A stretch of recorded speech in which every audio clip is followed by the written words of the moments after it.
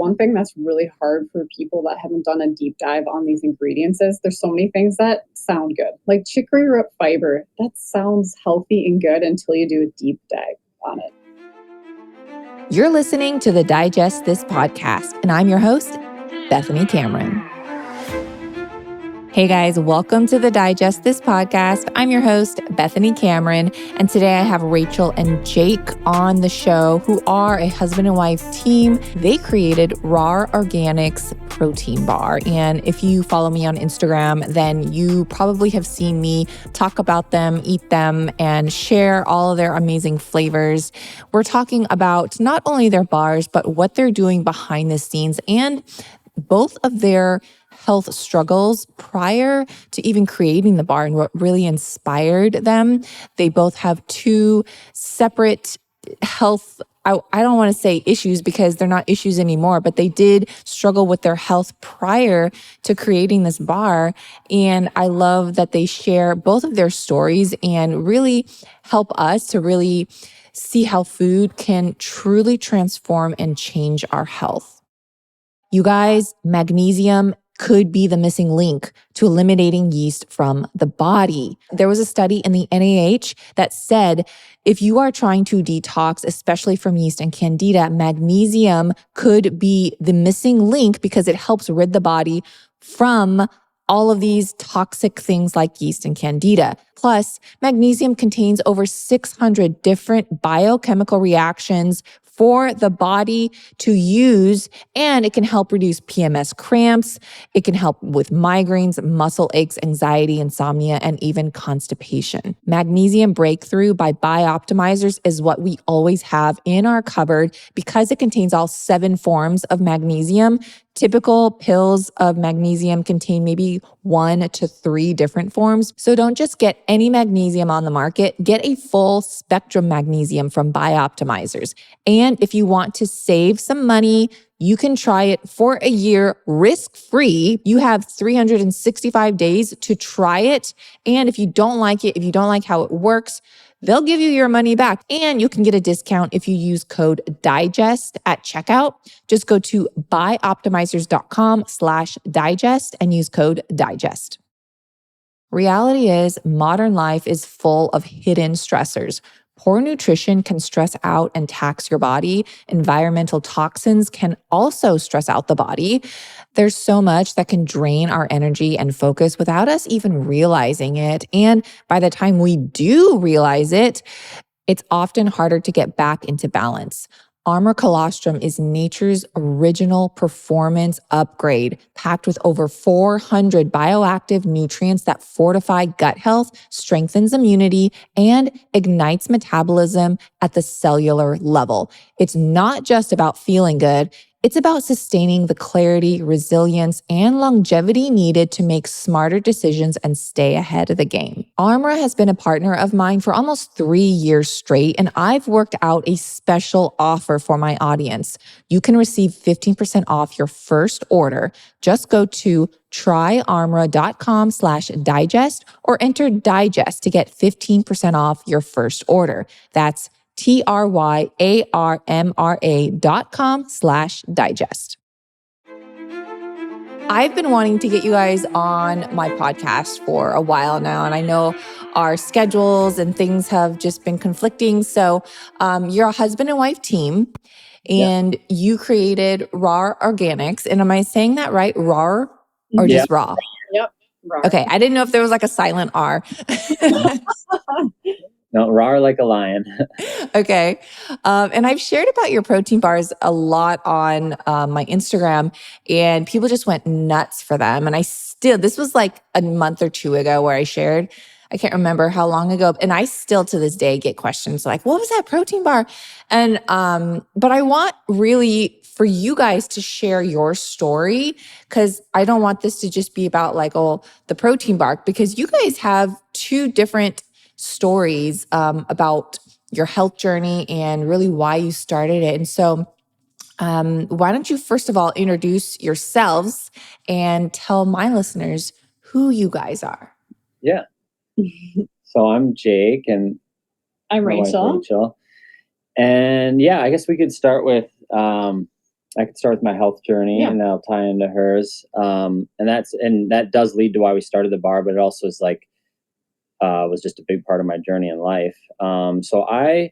I always had a sensitivity to what I didn't realize at the time, but it was hypoglycemia. So I had a sensitivity, like my pancreas overproducing insulin and blood sugar could drop because I'd pass out when I was younger. So I'd probably fainted 8 times through from like when I was a kid and into high school. And it would be like if I got too hungry. So I just knew, okay, don't let yourself get too hungry. You got to eat something. If I start feeling weak and lightheaded, I need to get calories. Otherwise, I might wake up on the ground. And but it never really affected me that much as long as I didn't let myself get to that point. I was still like super active. I was in sports and I did extreme sports. And so I was never really slowed me down. But then in 2010, I was starting to get into like healthy eating because I was honestly I was trying to repair my body because I was like lived an unhealthy lifestyle in high school. I was like partying, struggled with addiction, but I got free of all that, and I was just really trying to focus on my health and rebuilding that. But I didn't really understand the whole dynamic of eating low glycemic, making sure I was getting enough like protein and healthy fats in my meals. And so I was living on my own, and I started, go look at the nutrition facts of things like couscous, and I was like, oh, well, this has protein in it. And so I would make meals for myself. It was a bowl of couscous, and I would sweeten it with maple syrup and maybe put a little bit of coconut oil in it. But it was primarily a carb-based meal, and so I was not getting enough protein and fat, and I was just carb loading basically. And I started to feel really messed up. And this was around 2010, and I started to get these crazy symptoms that I never experienced before, where I'd get like really weak legs. I'd get really lightheaded, which I had experienced when I would like be fainting, but this would happen like an hour, 2 hours after I ate, and I felt like I need to eat again. But I didn't understand what was going on. I thought it was my blood sugar, so I would go and grab something like sweet, or like a banana or something like that, and You're just making it worse, making really. it worse. Yeah, and the thing is, I went to a clinic because I was concerned. I never experienced anything like this. I was like felt really foggy in my brain. I'd wake up short of breath in the middle of the night, tingling fingers, like a lot of weird symptoms. And how old were you when this was going on? So I would have been 23, I think. Yeah, something like that. 23, 20, 24, 23, 24, somewhere around there. And then I went to clinic, and then she didn't understand, the nutritional side of things, unfortunately. And I was given the advice, oh, well, it's your blood sugar. You need to get sugar in you.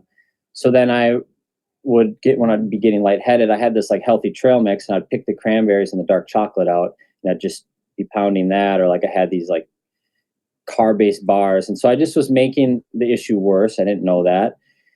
Thankfully, I had a friend that was really into health, and he started to do a deep dive on research for me. And he said, hey, you got to read this article I found by a doctor that explains like you probably have insulin resistance right now. And this is like precursor to type 2 diabetes. And I read this article, and it kind of explained what was going on in my body, and was basically the opposite of how I had been eating. It highlighted that I needed to shock the system and go low glycemic, protein and healthy fats with like every meal, and only eating carb sources that are medium to low glycemic, and going moderate on the carbs too. So I immediately started implementing that, and I actually felt relief like within a couple days, but it did take months for that to fully unwind. And I did end up getting blood work done, and they showed I had really elevated levels of insulin for an extended time. And then I saw a specialist, and they said you have reactive hypoglycemia, which is your pancreas overproducing the insulin. And basically my cells were starting to resist the insulin. So I wasn't getting enough sugar, and that's why I was getting all these weird symptoms. And so thankfully, though, I did get symptoms. Some people, when they have insulin resistance, they don't feel. And so my body's always kind of insensitive. And so I was feeling these things and was able to make those changes, and just it caused me to deep dive into health. And I was I mean, I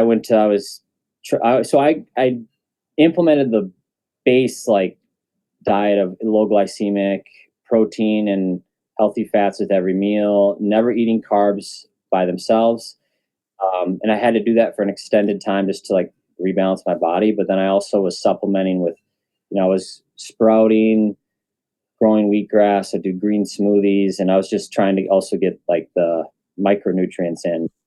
Were So you were you vegan or no?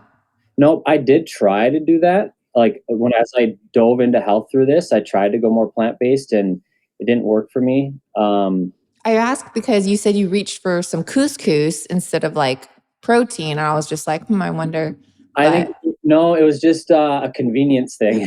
I was first time like living on my own. Well, no, I had lived on my own before, but I had like access to like food more easily, and I was first time like trying to eat healthy, and I just didn't understand. So I wasn't like, if I was making and taking the time, I would have made chicken with that, but I was just doing things that I was quick and and it didn't work. But so you yeah, did start to feel better once you changed your diet and really focused on like proteins and fats and things like that, right? yeah, and moderating the carbs. Now, I never went totally keto, and I've even tried that, and I don't do well on that. So for me, it's just a moderate level of carbs, and then just making sure the sources are medium to low glycemic, and making sure the overall glycemic load of the meal isn't going to spike me. So Okay.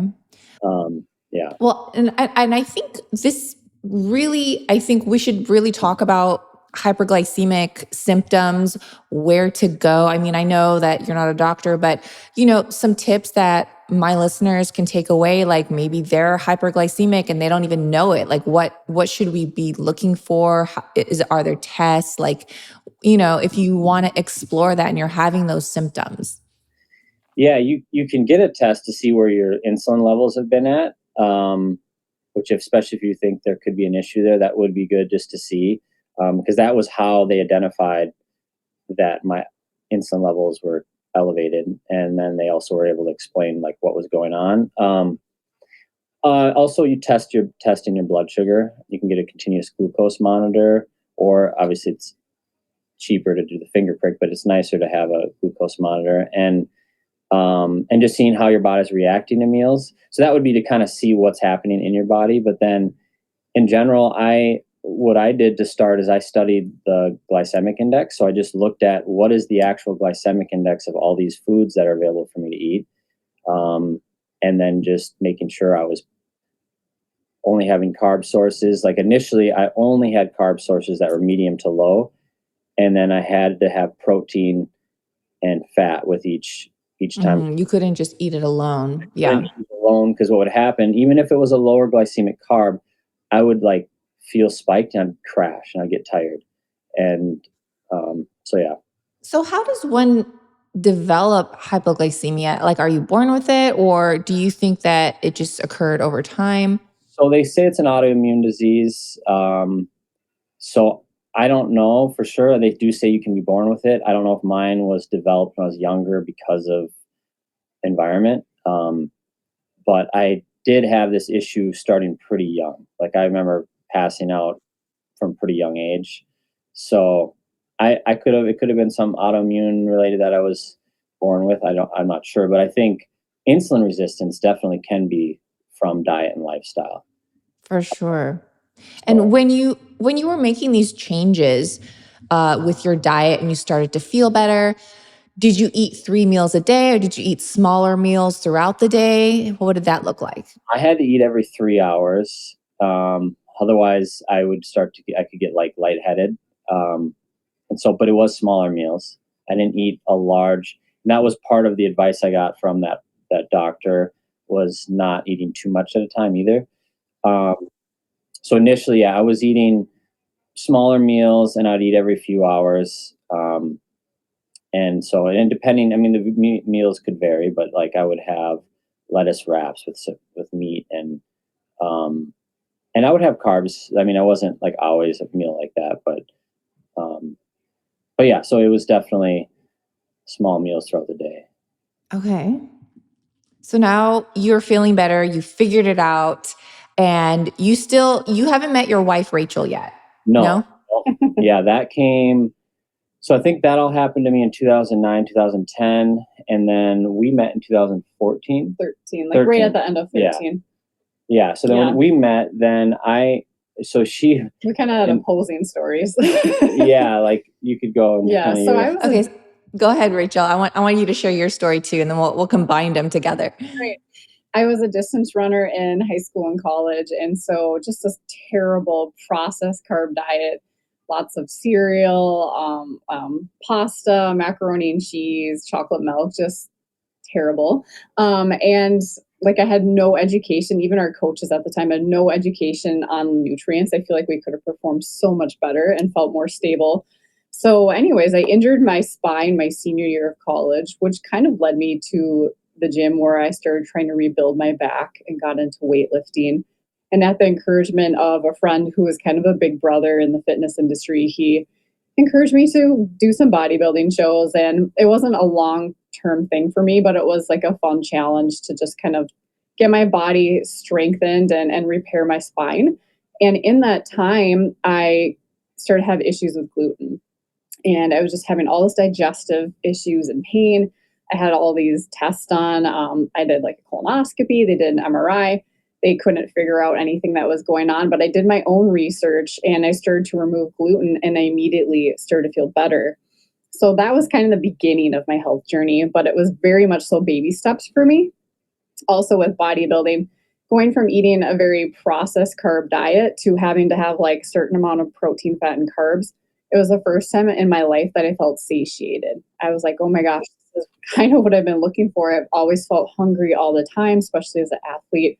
Thriving off carbs, I felt like I was just eating, always hungry. And I was like, oh my gosh, I finally feel satisfied. Like I can finally like eat a meal and feel good, even though I still wasn't getting a lot of colorful fruits and vegetables. I wasn't eating organic yet. Like I had so much to learn still.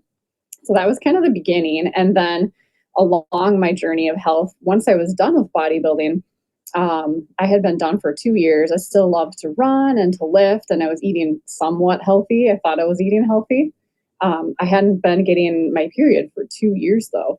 And I thought this is really strange. Like my body fat is not at competition level. So Jake at the time, we were pretty newly dating. We maybe were engaged somewhere along those lines. He's like, you should really go to my natural doctor and get some testing done. So I went and she went through like all of the systems in the body. So she goes through like your endocrine system, your nervous system, one by one, testing all these different foods and nutrients. And she was like, your testosterone levels are through the roof. And she's like, let me ask you a question. Are you eating a lot of egg whites and tossing out the yolks? And I was like, yes. She goes, are you eating a lot of green vegetables, but not getting like a colorful diet? And you're also emitting like onions and garlic. And I was like, yeah, I just kind of thrive off like spinach, asparagus, broccoli. And she's like, okay, well, I'm noticing you have a huge sulfur deficiency. I want you for the next month to begin adding the yolks back in, adding garlic and onions into your diet, and even just eating more colorful. And then she's like, and start taking like an organic garlic capsule just so you can get a higher dose of garlic and just take it at night. And I did that for 30 days. I got my cycle back and I've been regular ever since. And I was like, okay, this is my aha moment, right? Like the food we eat is so powerful and it was able to heal me. And so that's when I started to be like, okay, macros are great in the sense that I'm feeling more stable and feeling satisfied, but I can't neglect the micronutrients and I need to remove all the conventional stuff from my diet. So I made a huge change, started buying all organic meats, grass-fed beef, organic vegetables. And that's when I had to get rid of the protein bar that I was eating. I was eating a terrible Okay, can you name names? Can we do that? I never like to name the name. I'll say that it rhymes with best. Okay, I used to eat those too. I did too, a long time ago, yeah. Yeah, so like in 2013, I found that bar and they were sponsoring me when I was in the bodybuilding world. And the reason I liked it was because at the time was the only gluten-free bar on the market. and it had the high protein, lower carbs, so it could fit the macros during my training. However, after about a year of eating it, I even personally started to make the connection that something in my diet was making me feel sloshy, bloated, constipated, nauseous, gross. And I was like, even though I'm not eating all organic at that time, like that was before my big aha moment, I was like, I don't think it's the chicken and broccoli making me feel this way. And at the time, me and Jake were dating, and he's like, that bar that you're eating is trash. Like, you need to research the ingredients. And at least he was nice enough to tell me to do my own research. And so I did.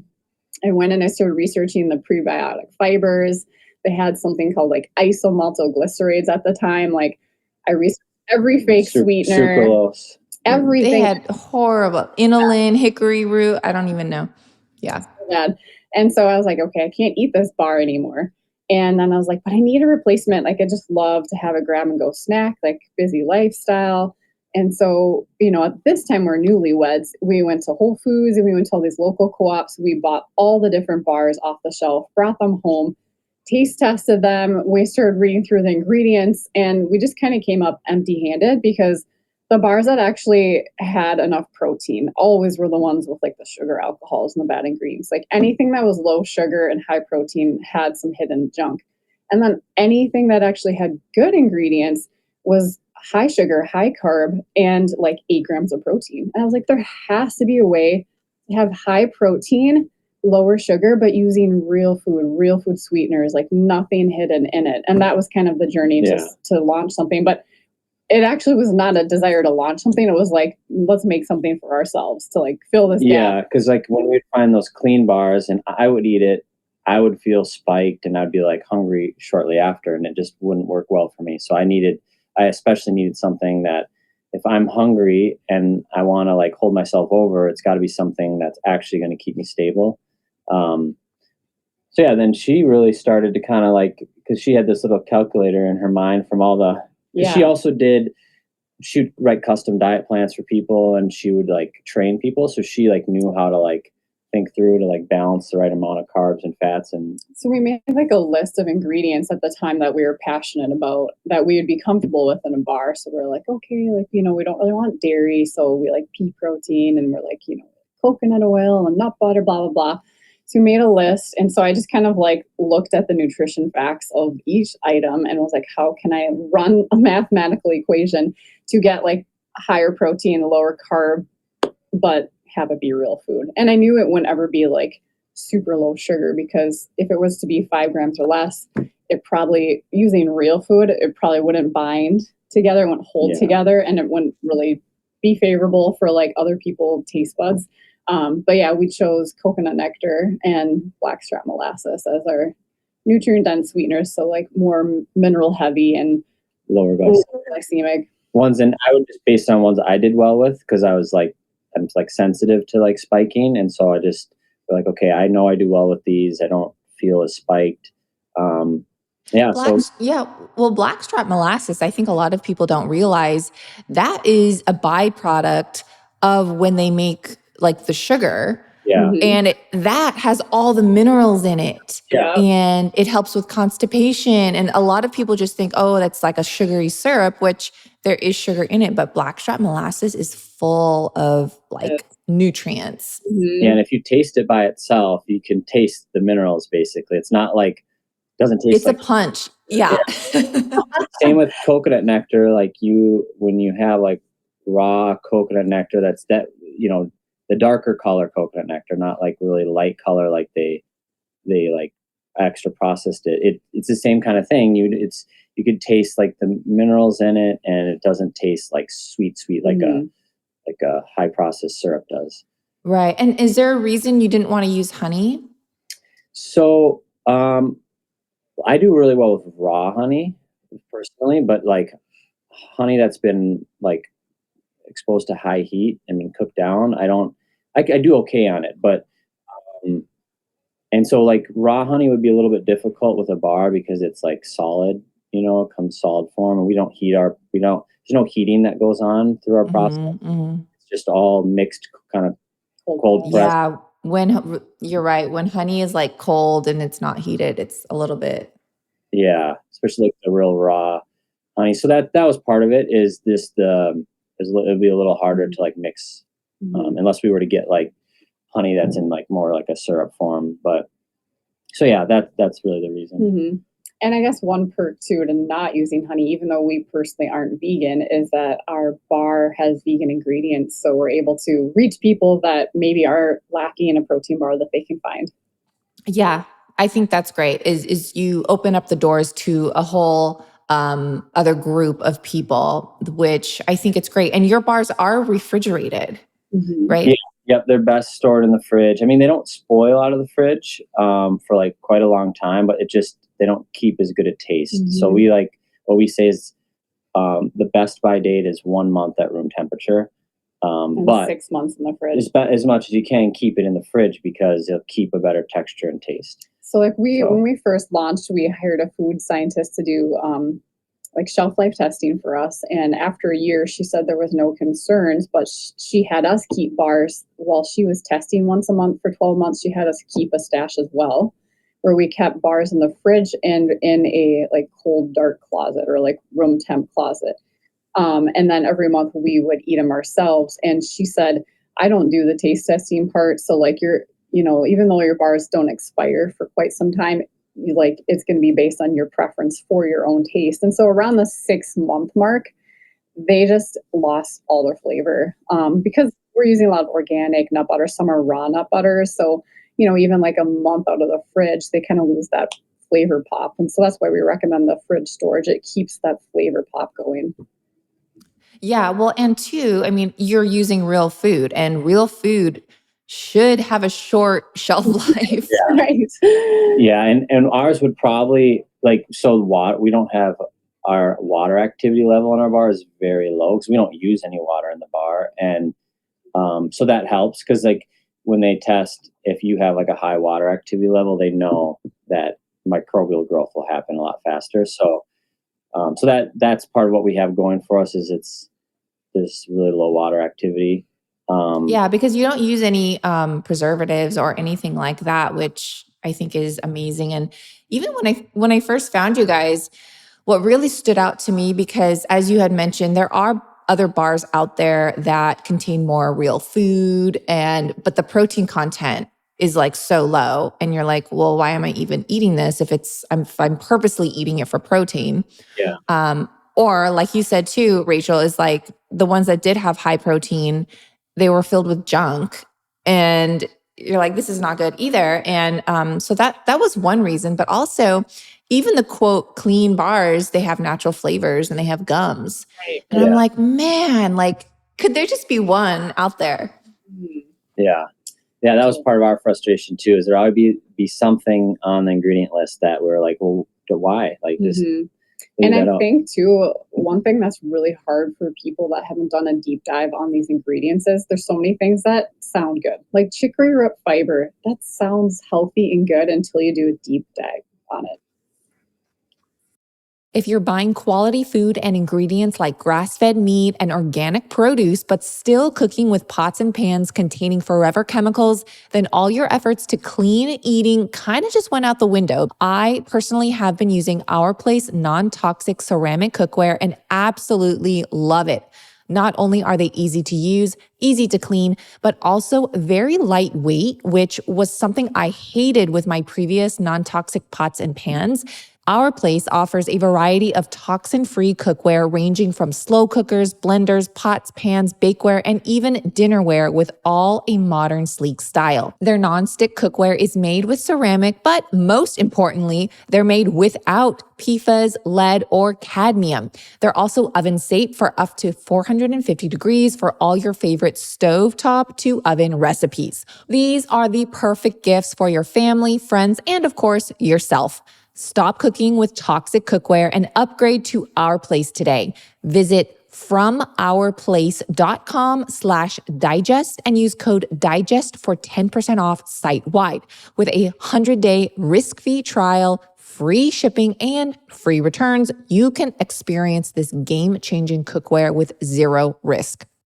I'm seeing all over Instagram influencers post about how they are stopping Botox and fillers due to the side effects they are having. And I am so thankful I have never once opted to get injections of any kind.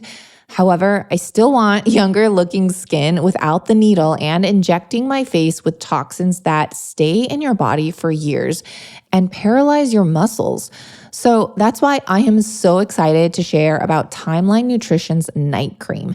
This is a product powered by MitoPure, which has been clinically proven to re-energize cells. It's actually been demonstrated that when applied topically, Timeline's breakthrough highly pure urolithin A ingredient supports cellular renewal from within the skin cells for youthful looking skin. This intensely nourishing cream melts into skin and works to seal in moisture while helping to strengthen the skin barrier, increase firmness and elasticity, reduce appearance of fine lines and wrinkles, and improve appearance of tone and texture. 87% of users agreed their skin looked visibly firmer and more lifted. And it's suitable for all skin types, including sensitive skin like mine. Timeline is offering my listeners 10% off your first order of their night cream. Just go to timeline.com/digest. That's timeline.com/digest. I love that you guys are so educated in that because I've talked about this before and they're like, well, it's fiber or it's a prebiotic. They say it's a prebiotic. And I'm thinking things that are taken out of their natural form, like hickory root, that's fine. Like I've seen like carrot root fiber or something. And the fiber in carrots are fine. But when you take it out of its natural element and you are isolating it, then you're disrupting the natural balance. And then it disrupts you. Yeah, For sure. yeah. And if you're sensitive to those things, you'll notice it. Like if I eat a bar that has chicory root fiber in it, which comes in really the main way it's used in bars is it's a syrup form. It's like a highly processed syrup.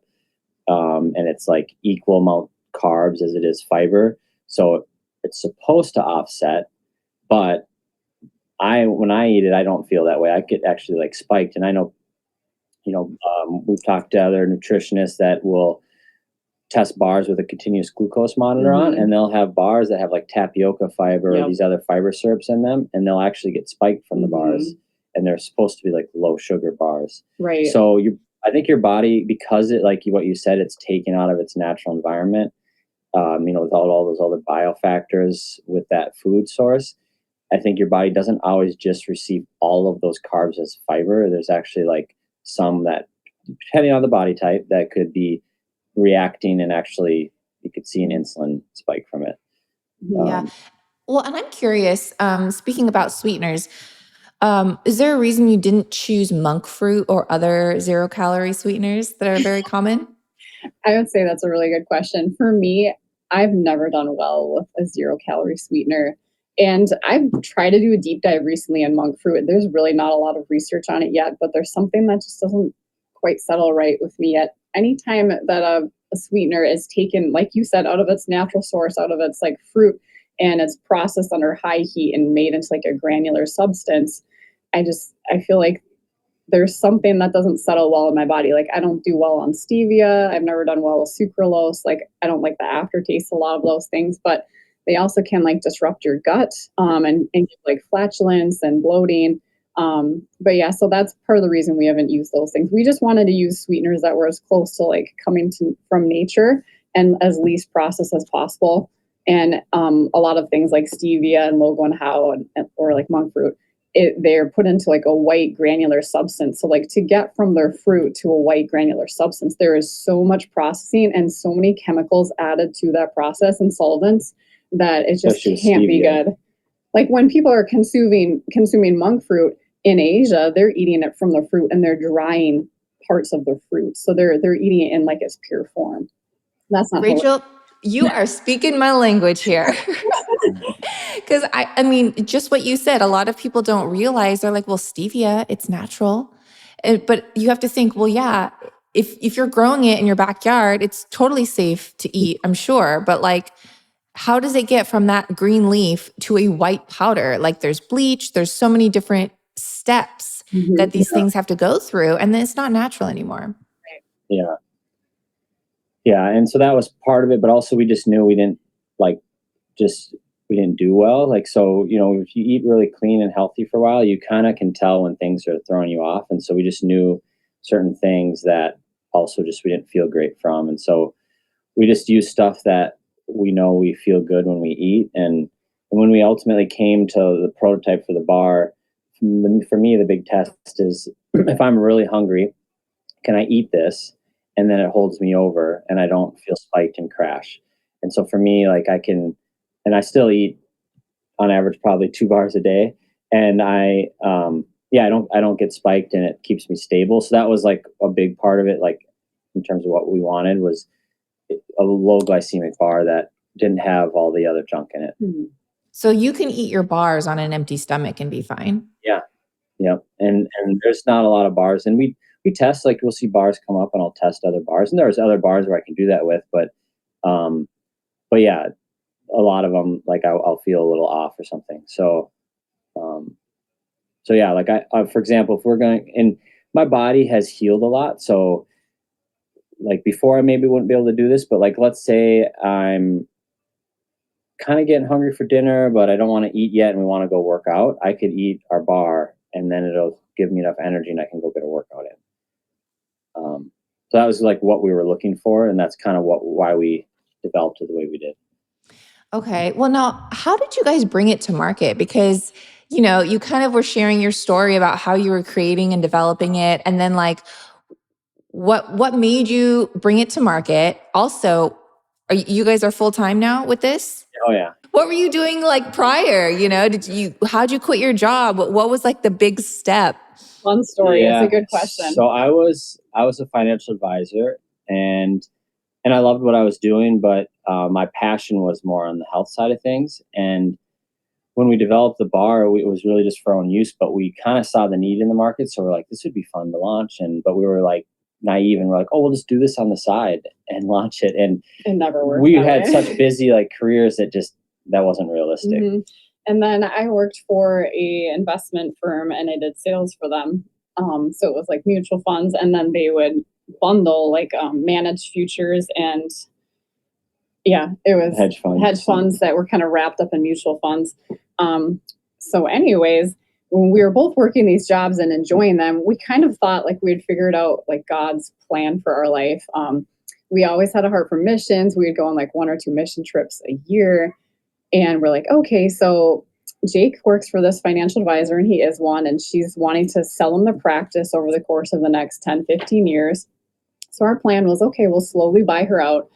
And then I'll eventually like come and join him and we'll run that firm together. We'll grow a family, and 10, 15 years from now, we'll start doing like more longer term mission trips, like maybe like a month or 2 months to Africa and to wherever God's calling us. And so we're like, okay, we think we figured it out. Like this is the plan, right? And so anyways, we kept talking about the Rawr bar, or the protein bar. It didn't have a name at the time. And we're like, oh, it'd be so fun to launch this. But the way we were looking at it was like, if this bar is just a good idea, but not a God idea, it's a distraction from our purpose. So we kind of put it on the shelf, and like Jake said, we had like dreams to kind of do it on the side, but it just wasn't realistic. So it was on the shelf, and we were just like, hey God, if it's you, let us know. If it's not, we'll just kind of keep making our snack and eating it here. And in June of 2016, I was at a women's conference, a Christian women's conference, and this guest speaker was on the stage and she was about to preach her message. And she's like, is there someone here with a creative food idea? Before I get started, I just really feel strongly God wants me to ask that. Oh my gosh. I just got chills. And I was like, it's not me, because I'm not a chef. Like, I don't work with food. It can't be me. I'm not going to stand. I don't want to like take this word from someone who's like really like this is their thing. So I stayed seated. Anyways, she's like, hey, I really feel a need to repeat myself. Is there someone here with a creative food idea? If it's you, can you please stand? And at this point, my heart's beating on my chest. I'm sweating. And my in-laws were in the row behind me, which I didn't know. And they kind of knew like what we had been, talking about and thinking about. So they were pointing at my head. And she goes, you, honey, in the front row, there's people pointing at you. this must be for you. Can you please stand? And it was just simple. She just said, just like God gave the chocolate chip cookie as an idea to somebody, he's given you an idea. And I'm seeing the words famous in capital letters. And that was it. But I was like, oh my gosh, we've been praying for God to tell us if this is him or not. And I felt like, okay, we got our answer. So that was kind of when like things in our heart started to brew more, but it was still a process. We didn't quit our jobs. And yeah, because we still thought we were going to do it on the side. And then it was in 2017. January 2017, we were trying to go to bed one night. We got back from vacation and we're just like laying in bed. And all of a sudden I just felt like the word Mozambique dropped in my heart. And I knew of like a ministry in Mozambique, but that when that dropped in, I was like, oh wow, like, what are you trying to like say, Lord? And so we prayed into it, and we just really felt like we were supposed to quit our jobs and go to Africa and serve with this ministry for a few months, and then go full time on the bar. And my heart had been getting prepared for this because probably 3-4 months leading up to this, I don't know, my heart shifted where I wasn't as fulfilled in what I was doing. Like I enjoyed what I had been doing before, because I like worked really closely with clients and helping them plan for certain financial goals and things like that. And it was really relationship based. So I like enjoyed it, but all of a sudden I was just like, I just was burning out, and I just was like, I don't want to be doing this anymore. And so it was like my heart was shifting. Mm-hmm. And so we were getting prepared for that. And so we basically just knew that, okay, we need to make a big change and pursue this. Like, this isn't something we're supposed to do on the side. We're supposed to just go all in on it. Yeah. So we felt God spoke Africa to us January, and we didn't quit our jobs till like July of that year. And then we did a 3-month stint in Mozambique. And I kind of was wondering, like, the whole time we were there, what are you doing, God? What's this all about? I knew he was doing something, but I wanted to figure it out. And anyways, like a lot of what they talked about, the mission base, was doing things with God, not for God, and doing it from a place of rest and knowing who you are in him, not trying to strive and prove yourself to God. Approval and exactly. Knowing that you're already accepted and loved. And so it's just a lot of identity stuff to like make sure you're coming from the right place and not burning out, because when you do it in your own strength for God, it's so easy to burn out. And he has all of the strategies and the answers and the hope that you need. So doing it with him from a place of rest is so much better than striving. But it was a great organization. They, had a school, a feeding program, an orphanage. They were medical clinic, preaching the gospel to nations that had never heard the gospel before. So really great work. It was a powerful time. And then we went back January of 2018, and I spent January to June of 2018 just developing the bar, which, like, we had no background, right? I didn't know how to make a package, how to make a website. Like, it was all self-taught. But what I did was I took that message from Africa, and every morning I would go have my quiet time with God, and I would just get on my face and be like, hey, God, what's the strategy today? I can't do this without you. And I really feel that whole 6 months, he just helped connect the dots and connect me to the right people, and just brought the right resources and information, and just really guided us. And then we launched in a farmer's market, June of 2018. And things just really started from there. Like, it was a market on the edge of Minneapolis where a lot of, executives are, a lot of CEOs, a lot of really successful business people that are in really the health-minded area, a lot of co-ops and like just people that are really people into would health. run to the market, bike to the market, and they would try and buy the bars. And then they were just like networkers. So they would connect us to gyms and start spreading the word. So we started off like 80% of our business being in local gyms, 20% online. And then COVID kind of flip-flopped that.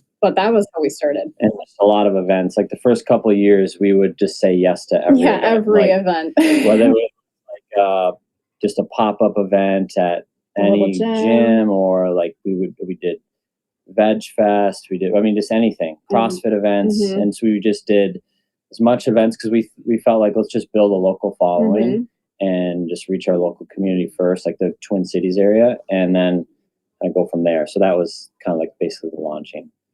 Wow. Yeah, I feel like everyone starts out at a farmer's market in some way, but that was really strategic of you guys to do it where a lot of executives go and purchase for their own personal, purchases. Brilliant. So now because you're not everywhere, right? What stores are you located in? Where do you sell? So we're not in any huge franchises yet. So we're in probably like 200 and some locations, but it's mostly like locally owned chiropractic clinics, holistic clinics, cafes, gyms, Not just local things though. like that. It's so the No, not local to us, but right. all over the US, but they're like locally owned, like Okay. So yeah, like they're like mom and pop or not a chain. Okay. yeah, not a chain. Yeah. Since we've started, we've always kind of been reactive to opportunities, not proactive, because our product is handmade. And so we're so often busy making it and doing events and all the other parts of business, right? Like finance, marketing, ordering ingredients, that we've never really had the opportunity to go and do sales yet. But in the next 6 weeks or so, we've been working on automating the machine that we've invested in without having to add any fillers or binders to our bars. And we're really on the tail end of being able to launch our bar through our machine. And so very soon we should be able to sign with distributors and start looking into co-ops and Whole Foods. Those are kind of like the first two places we're interested in, is co-ops and Whole Foods. Yeah. But we haven't done it yet. You need to be an Erewhon. I think I told Jake this.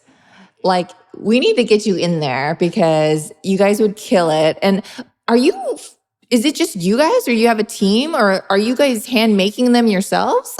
27 employees now, but well, the first 2.5 years, it was just us. And like when we go through like a big surge of growth, like we had like a bump of growth like Q1 of this year. And so I've been plugging into the kitchen for like 6 hours a day and then doing the other tasks, and we bring our baby to work. So it's been interesting, but it's like scaling a business, right? You do what you got to do to make ends meet. So I'll as we scale, I'll interview and hire while I plug into the kitchen and help the team hand make everything. But yeah. And I don't know if you mentioned we're building a facility. Oh yeah, I didn't mention. Yeah. So we're breaking ground next month, and we're building a larger facility because we're leasing a space right now, and we've just outgrown it like a lot.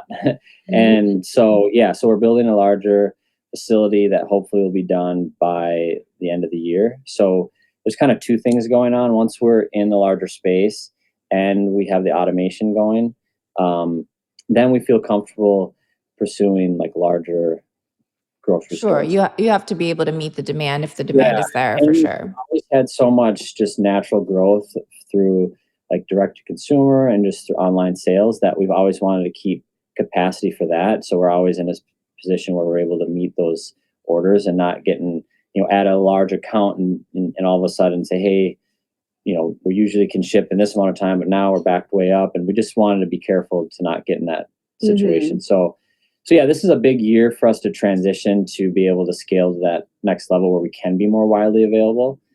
So yeah, we're excited for that. And it's still obviously not automatic that the buyers at these grocery stores are going to say yes. So that's going to be a process, I'm sure, getting into certain locations. But we're excited to pursue that. It's been a long time coming. Yeah. Well, I really do hope for sure. And I think something that I haven't mentioned or you haven't mentioned yet is that because of the background of you going to other countries and missions and doing missionary work, what's the deal with the donations? Because can you share about that? Yeah, so we donate 10% of net proceeds, and actually, it's like last year we did more than that, but that's what we say is 10% net proceeds. And to two organizations and some others, but the two primary ones on the 10% net is 5% goes to Feed My Starving Children, and 5% goes to Stop for the One. And they're both organizations that feed hungry children and hungry families like worldwide. And I'll share a little. So like when we were in Africa, like I'd been to impoverished nations before, and every time you go, it transforms you and changes you. You can never come back the same. But when we were in Mozambique together, one thing that really broke our hearts was seeing the lack of water and the access to water. There was one village we visited where the mamas would go to a river twice a week to get their water. They would walk 6 hours one way. So they would get up at 2 a.m. Their well had dried up. They had a well, but dried up. And some don't have wells, but they might not have to walk 6 hours to water. But anyways, water is definitely an issue. So they would get up at 2 a.m., walk their 6 hours, go to the river, bathe, load it up on their head, bring it back, and that would be their cooking water, their baking, their dishwashing, their body washing, their drinking. Like that was for them and their entire family for the next 3 days till they would go again. And I drink a lot of water. I'd probably go through that in like a day or two. And I can't even imagine using it for like your cooking and your dishes on top of that. So a lot of these feeding programs are doing great work, right? They're handing out dried rice and bean packets, but how cool would it be to have like a readily available bar? Like what we want to start doing once we're in the new facility and we have the capacity, we can kind of pull ourselves out of the kitchen fully, is to develop a bar for hungry kids. It wouldn't be refrigerated. We'd be using ingredients local to them. So like, if they're from Africa, we'd be getting like moringa leaf and different things their body's used to processing. It would be high fat, high carb, and high protein, probably like 300, 400, 500 calorie bar. And we'd be partnering with these different organizations that are already doing feeding programs, but it would be like an additional meal for these kids because they're going to school hungry and expecting to learn. Yeah, because like we've been friends with a lot of the kids that were going to the school that they had there, and a lot of them were like the only meal that they would have would be at like, so the school gave a lunch meal, and so they would go to school hungry, and some of them unfortunately didn't have like every so often they would get dinner that night, but not always. Like we talked to families where it was like they were only having like over a 3-day period, they only were able to have dinner like one time. And so yeah, that just like broke our hearts. And then also we thought, well, that'd be cool to have something that could be even like a breakfast on the go, or just to like, get the calories up a little bit. And something that's not using their precious water source. You bring up a good point, Rachel, too, is that all these great organizations, they are, they're donating like dried rice and beans, but if they don't have enough water to cook it and prepare it, that's an issue. Yeah. Mm-hmm. Yeah. So that's kind of the long-term vision, is to develop that. And we have some connections with some organizations where they, like, for example, we have a customer that works for a nonprofit where they have some doctors that give advice on how to take children that are malnourished and get their nutrients up so they can be healthy enough for surgery. And so they've said, hey, we'll like give you input. And so we have some different connections. We just haven't had the time. We've wanted to get to this next place where we're like scaled sufficiently. And then we want to develop that meal replacement bar. Mm-hmm. And one thing we're really excited about as we grow is like, we'll make the bar here at first, but what I'd really love, even if it's 15, 20 years from now, is to source the ingredients in Africa and manufacture them there and employ people there. So you're not just giving the product out for free, but you're empowering the people to create the product and to serve their community. And then we'd love to be taking like teams from Rawr, like employees over the course of like a year, maybe like 2 different trips, and going to preach the gospel and feeding kids and just getting that experience for our team. Oh my gosh. Your mission and your bars are just beyond, because rarely do you find a wonderful husband and wife team that's really, really doing good. And I just, out of curiosity, was there meaning behind the 10%? Was that like tithing, or was it just like you just decided on 10%? We kind of just decided on 10%. I mean, it does align with like tithing in terms of the amount, but that wasn't really, I think it just, yeah. I was just curious. Yeah. No, it's a good question, but yeah, That's a good question. I mean, to be honest, our goal is to like long-term as we grow, it'd be more than that, but like, that's like the bare minimum. Stating, but, and we don't know what it'll look like with the bar. I don't know if the numbers would work. It'd be cool if we could, when you buy a bar, we send a bar with that meal replacement bar. I don't know if that will work in terms of like the finances, but something like when a box of bars is sent, a couple bars, or I don't know what that's going to look like yet, but it'll be something like that, where after a certain amount of bars are purchased, we're sending a certain amount of bars. And I should mention, we're not like, we have a heart for Africa, and we have friends there, and that's why we mentioned that. But we also have a heart for other, like, Middle East, other areas where we've been and we've got relationships, and then in the U.S. too. Like with like right now we have someone who used to be wholesale our bars. He's now doing like outreach to the homeless community, and he's actually been using our bars, especially in the wintertime, to help supplement some of the other like meals they're making. So we want to do things here too, but we just want to mention that it's not, it's just kind of wherever our heart, wherever there's need and wherever we kind of feel led to. Well, there's always a need. And I just love your guys' heart. And I love what you're doing. And of course, everyone listening, you have to be, in order to be a company, you do have to be profitable, right? So you do have to, feed your family as well. Exactly. So, but for those that are listening, where can they find you if they want to purchase, if they want to check you out? Yeah. So our website is the primary place, rawrorganics.com, RAWR Organics with an S.com. And then we have a store locator at the bottom of our website. So if you are looking for a local place, you can go type your zip code in and see if there's like a gym or coffee shop nearby. And then another great place to find us is on Instagram. Our handle is @Rawr Organics, and our website link is very easily found at the top of that too. Oh, awesome. And I'll be sure to put your website link in today's show notes as well, so people can go there and check you out there. I'll also include your Instagram handle so people can find you in today's show notes through different channels. So appreciate it real easy. Yeah. And does I don't even know. I know I used to have a code. Does my code still work? Yeah, it does. Okay. Yeah. So then you could use my code LittleSipper10, and that will save you a little money there too. So LittleSipper10. Well, thank you so much, Rachel and Jake, for coming on and for all that you guys are doing. Your story, both of your stories are amazing. And then as you come together, it just keeps evolving. So thank you so much for taking the time. Yeah, thanks for having us. We really appreciate it. Thanks for listening to this episode of Digest This. If you enjoyed this episode, please leave a review in your podcast app to let us know. If you're ever wondering how you can support me and this podcast, sharing it with your friends and family is the best way. This is a Wellness Loud production produced by Drake Peterson and edited by Mike Fry. To check out more shows by my team, go to wellnessloud.com, and to email the show, message us at digestthispod@gmail.com. See you next time.